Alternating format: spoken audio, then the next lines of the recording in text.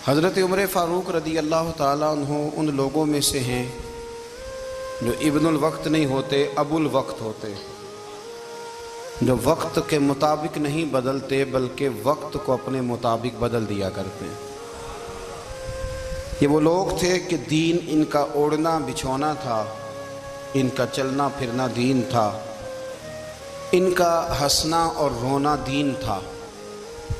انہیں علم الیقین سے لے کر عین الیقین تک ایک خاص مقام اللہ نے عطا کر دیا تھا، تو بس پھر یہ سمجھ گئے تھے کہ دین ہی زندگی ہے، دین ہی روح ہے اور دین ہی ہماری اصل ہے۔ نبی کریم صلی اللہ تعالیٰ علیہ وسلم نے فرمایا کہ میں نے خواب دیکھا ہے، کچھ لوگوں کو میں نے قمیضیں پہنے ہوئے دیکھا، کچھ کی قمیضیں ناف تک تھیں، کچھ کی پیٹ تک تھیں اور کچھ کی گھٹنوں تک تھیں۔ عمر میں نے تمہیں بھی دیکھا ہے، تمہاری قمیض تو پیروں سے ٹکرا رہی تھی۔ تو حضرت عمر کہنے لگے حضور خواب کوئی دیکھتا ہے، تعبیر کوئی بتاتا ہے، پر یہاں کمال یہ ہے کہ خواب بھی آپ نے بتایا ہے، تعبیر بھی آپ ہی بتائیں گے۔ حضور پھر بتا دیں اس خواب کی تعبیر کیا ہے؟ تو حضور نے فرمایا تعبیر یہ ہے کہ کسی کا دین ناف تک، کسی کا گھٹنوں تک، کسی کا پیٹ تک، اور عمر تو سارا ہی دین میں لپٹا ہوا ہے، تو سارا ہی دیندار ہے، سارا ہی۔ حضرت عمر فاروق رضی اللہ تعالیٰ عنہ آئیڈیل ہیں، ایک ہیرو ہیں۔ ان کی زندگی کے درجنوں پہلو ہیں، ہر سال ہم ایک پہلو بیان کر دیتے ہیں، کبھی عدل و انصاف پہ بات کر لیتے ہیں، کبھی نظام حکومت پر۔ ان کی زندگی کا ایک پہلو آج بھی ہماری گفتگو کا عنوان رہے گا، پر حضرت عمر کا مرتبہ اور مقام یہ ہے کہ نبی کریم علیہ السلام نے فرمایا کہ جبریل امین 950 سال میرے عمر کی شان بیان کریں تو عمر کی شان ختم نہیں ہوتی۔ 950 سال اگر حضرت جبریل بھی بیان کریں تو یہ مقام ہے سیدنا فاروق اعظم کا۔ اللہ تبارک و تعالیٰ نے جس طرح سارے نبیوں میں شان حضور کو عطا فرمائی، اسی طرح تمام نبیوں کے حواریوں میں سب سے زیادہ شان حضور کے غلاموں کو عطا فرمائی۔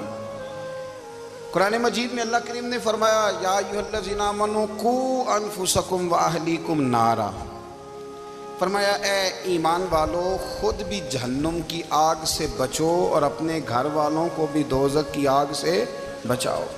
خود بھی بچو اور اپنے گھر والوں کو بھی۔ ہماری ساری نصیحتیں باہر والوں کے لیے، باہر ہمیں بہت بڑا لیکچر بھی دینا پڑے تو چلتا ہے، بہت بڑی داستان سرائی بھی کرنی پڑے تو چلتی ہے۔ سٹیٹس اور معیار یہ ہے کہ سارا کچھ باہر والوں کے لیے، اور گھر کے وہ پھول جن کی آبیاری بھی ہم نے کرنی تھی، کچھ جڑی بوٹیاں اگائیں تو وہ کاٹنی بھی ہم نے خود تھی، دھوپ اور چھاؤں کا خیال بھی ہم نے رکھنا تھا، وہاں ہماری نظر نہیں ہوتی۔ پڑوسی کے بچے کیا کر رہے ہیں یہ سارا پتہ ہوتا ہے، اور میرے گھر میں کیا گل کھل رہے ہیں اس کی مجھے خبر نہیں ہوتی۔ حضرت عمر فاروق نے جب یہ آیت نازل ہوئی تو فوراً عرض کیا یا رسول اللہ صلی اللہ علیہ وسلم اس کا کیا مطلب ہے کہ خود بھی دوزخ کی آگ سے بچو اور اپنے گھر والوں کو بھی بچاؤ؟ تو نبی کریم علیہ السلام نے فرمایا عمر اس کا مطلب یہ ہے کہ جن چیزوں کا اللہ رسول تمہیں حکم دیتے ہیں تم اپنے گھر والوں کو ان چیزوں کا حکم دو، اور جن چیزوں سے اللہ رسول تمہیں منع کرتے ہیں تم اپنے گھر والوں کو بھی ان چیزوں سے منع کرو۔ حضرت عمر فاروق کی زندگی میں جو چیز آپ کو بہت زیادہ ملے گی نا وہ یہ ہے کہ آپ نے جتنا کڑا احتساب محاسبہ باہر والوں کا کیا ہے نا، اس سے زیادہ بڑھ کے اپنا اور اپنے گھر والوں کا کیا ہے۔ یہ بڑا عجیب معاملہ ہے کہ ہم جتنے لوگ ہیں ہمارا معیار یہ ہے کہ سامنے والا غلط ہے اور میں ٹھیک، یعنی دوسرے کا بچہ گلی میں نظر آ جائے تو اس کی غلطیاں نکلنی شروع ہو جائیں گی، اور میرا بچہ سارا شہر گھوم آئے ایک ٹائر پہ موٹر سائیکل پہ، تو ہم کہتے ہیں کہ ابھی بچہ ہے، انشاءاللہ سیانا ہو جائے گا۔ اگر ابا جی آج تک سیانے نہیں ہوئے کس کو سمجھا لیں، تو پھر بیٹے کا سیانا ہونا تو ہو سکتا ہے کہ وہ 60-70 سال لگ ہی جائیں۔ گھر کے اندر جب تک توجہ نہیں ہوتی، اور سب سے پہلے جب تک اپنی ذات پر توجہ نہیں ہوتی، میں کہا کرتا ہوں کہ باہر لیکچر چلتا ہے، گھر میں عمل چلتا ہے۔ لیکچر باہر چلتا ہے، گھر کے اندر عمل چلے گا۔ باہر تو آپ نے کہہ دیا نماز پڑھا کرو، ختم ہو گئی بات. لیکن گھر میں بچے نماز تب پڑھیں گے جب ان کے والد نماز پڑھیں گے. گھر میں کہہ دیا پردہ کرو، پر گھر میں بچیاں پردہ تب کریں گی جب ان کی اماں پردہ کرے گی. گھر کے اندر عمل چلتا ہے، باہر تو چلو بات بھی چل جاتی ہے. تو والد کا جب تک کردار بچے نہیں دیکھتے جب تک، اتنی دیر تک ان کا تبدیل ہونا ممکن نہیں ہوتا. حضرت عمر فاروق رضی اللہ تعالیٰ عنہ باہر والوں کا بھی بڑا سخت حساب کرتے تھے. بڑا ایک گورنر صاحب نے لباس بڑا شاندار پہننا شروع کر دیا تھا، تو حضرت عمر نے اتروا کے تو انہیں ٹاٹ کا لباس پہنا کے تو اونٹ چرانے کی ڈیوٹی دے دی تھی. اتنا سخت احتساب کرتے. کسائی کی دکان پر بھی 1-2 گھنٹے کھڑے ہوتے تھے. جو آدمی مسلسل 2 دن گوشت خریدتا تھا نا، فرماتے تھے اس کا ٹیکس بڑھا دو، لوگوں کو دال نہیں مل رہی اور یہ روز گوشت کھاتا ہے. حضرت فاروق اعظم، اس کو جزیہ کہا جاتا تھا، یا کچھ اور معاملات ہوتے تھے بڑھا دیتے تھے.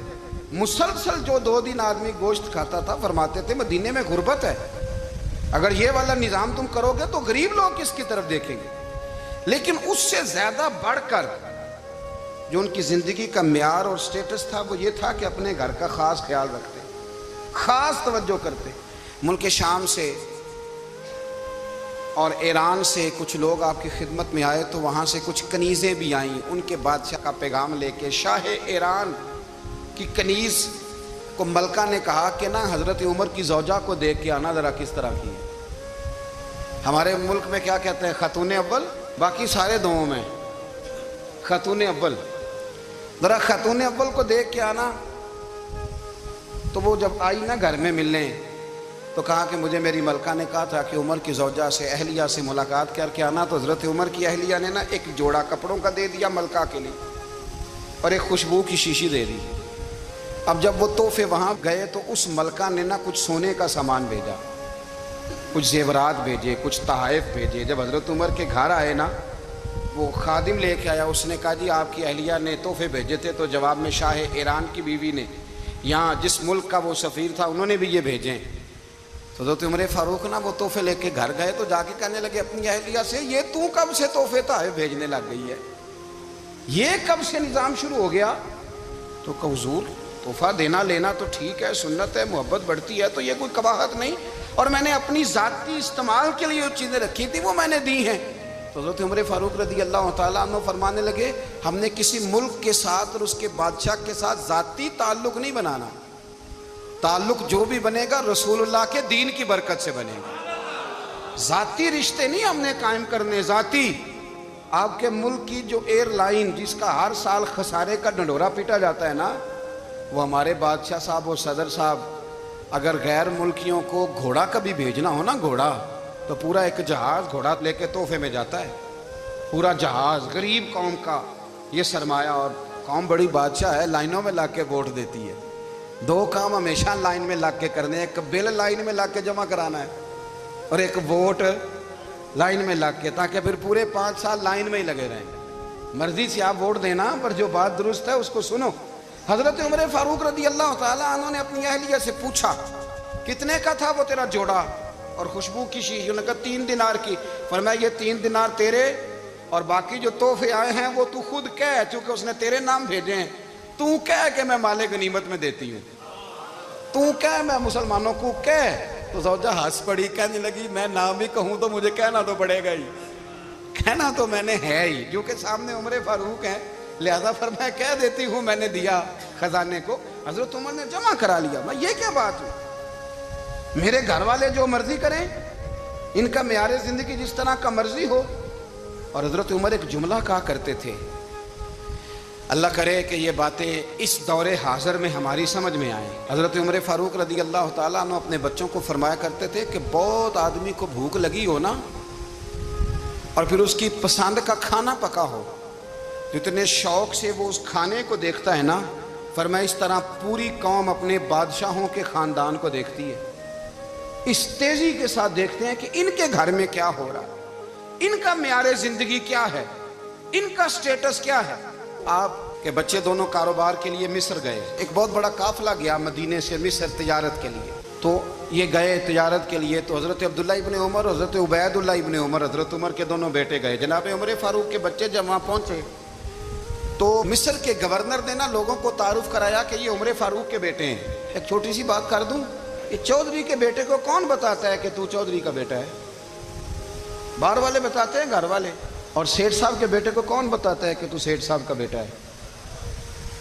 اور مالک کو کون بتاتا ہے کہ تو مالک کا بیٹا ہے اور یہ کرایہ دار ہے؟ یہ کون بتاتا ہے؟ یہ سوچ ہم دیتے ہیں بچوں کو. چودھری اور کمی کی سوچ, امیر اور غریب کی سوچ, مالک اور کرایہ دار کی سوچ, گھر کے مالک کی اور کام کرنے والے کی سوچ, یہ ہم دیتے ہیں. یاد رکھنا, یہ ہم دیتے ہیں, یہ ہمارا مزاج ہے. یہ باہر سے نہیں آتی. تو کوئی شہزادہ ہے, تو سیٹھ ہے, تو نواب ہے, یہ سوچ باہر سے نہیں آتی. یہ اماں سوچ دیتی ہے, اماں. یہ ابا سوچ دیتا ہے. اور پھر جب تباہی اترتی ہے تو اس کے ذمہ دار بھی باہر والے نہیں ہوتے, گھر والے ہوتے ہیں. گھر والے. ہمارے بچوں کی طبیعتوں پر زیادہ نقش باہر والوں کا نہیں ہوتا, گھر والوں کا ہوتا ہے. یاد رکھیے گا.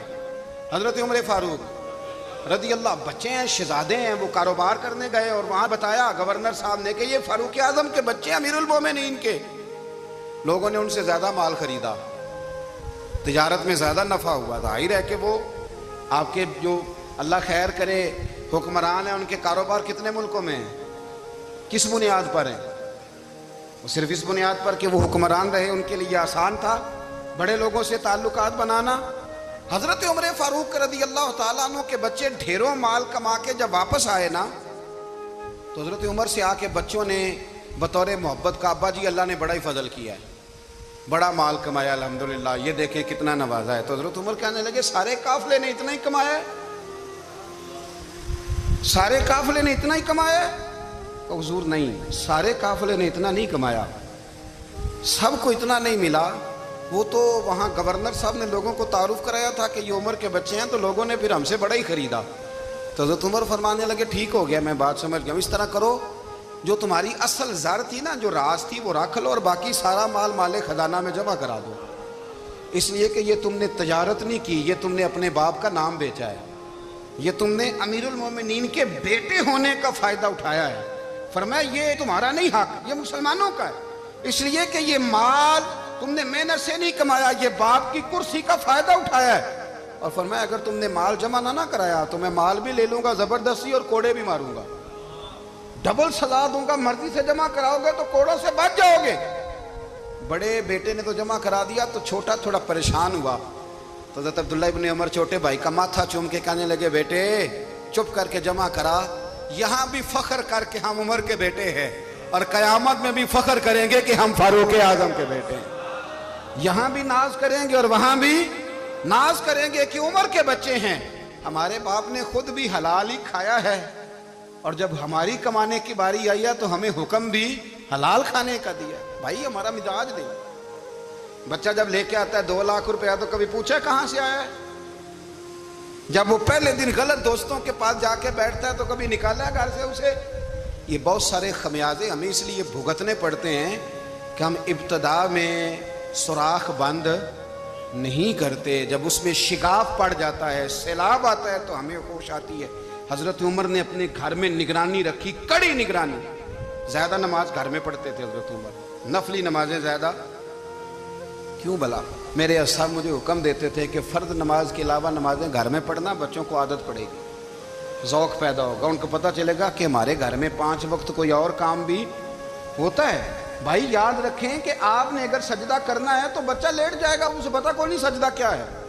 لیکن جب گھر میں کبھی قرآن ابا جی کھول لینا, میں اکثر کہتا ہوں جب ابا جی کا موڈ بن جائے نا لیکچر دینے کا, وہ گھر میں شروع ہو جاتے ہیں, کہتے ہیں آپ لوگ نماز نہیں پڑھتے اس لیے میرے کاروبار میں برکت کوئی نہیں, تم سویرے قرآن پاک نہیں کھولتے تو میں تباہ ہو گیا ہوں. تو میاں آپ نے کب گھر میں قرآن پاک کھولا تھا؟ آپ نے کب نماز پڑھی؟ آپ نے کب گھر کے اندر اللہ رسول کا ذکر کیا تھا؟ آپ نے کب حدیث چھیڑی؟ آپ نے بھی تو گھر کے اندر جب بھی آپ آئے ہیں تو آپ نے وہی کچھ کیا جو دنیا دار کرتے ہیں. آپ بھی تو اپنا موبائل لے کے الگ کونے میں بیٹھ گئے. آپ نے بھی تو کہا ہے کہ اب تمہارے چینل ختم, اب میری مرضی والا چلے گا. تو جو آپ نے کیا ہے بچے بھی وہی کام کریں گے. آپ نے بھی گپ شپ لگائی ہے تو وہ بھی لگا رہے ہیں. یہ سمجھ لیں جو کام آپ کریں گے آپ اپنے بچوں کی سیرت میں اس کا جلوہ دیکھ لیں گے. بڑی پکی سی بات ہے کہ آپ کو بچے کی عادتیں دیکھ کے سمجھ آ جائے گی کہ میں بھی یہی کرتا تھا اور یہ بھی. حضرت عمر فاروق رضی اللہ تعالیٰ عنہ وصال فرما گئے, تو آپ کے وصال کے بعد حضرت عثمان غنی رضی اللہ تعالیٰ عنہ نے آپ کی ایک بیوہ سے نکاح